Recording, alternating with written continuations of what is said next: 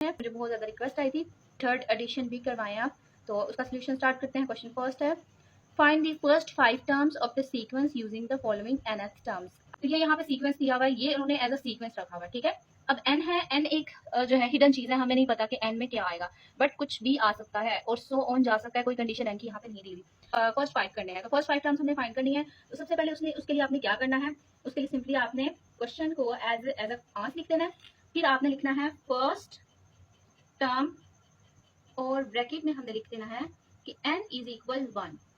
First term का मतलब है कि हमने n में क्या वैल्यू पुट कर देनी है, 1, ठीक है। तो यहाँ पे आप क्या करें, इक्वल का साइन और 3n प्लस 2, मैंने क्या किया, फर्स्ट टर्म लिखा और इसका मतलब है फर्स्ट टर्म मींस कि n की वैल्यू जो है वो 1 होगी।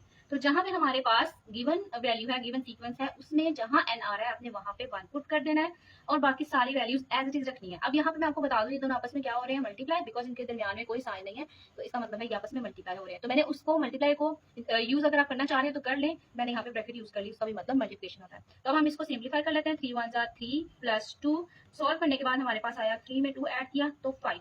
फर्स्ट टर्म हमारे पास फर्स्ट सीक्वेंस यानी कि फर्स्ट नंबर आ गया 5।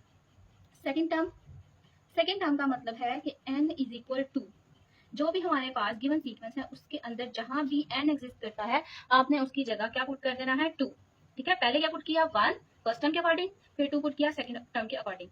तो अब पहले ब्रैकेट को सॉल्व करते हैं, ब्रैकेट में एक ही टर्म है तो उससे बाहर वाली वैल्यू को देखते हैं, तो ये आपस में मल्टीप्लाई हो रहे हैं। तो 3 2 6 प्लस 2, 6 में 2 ऐड किया तो आ गया हमारे पास 8, ठीक है।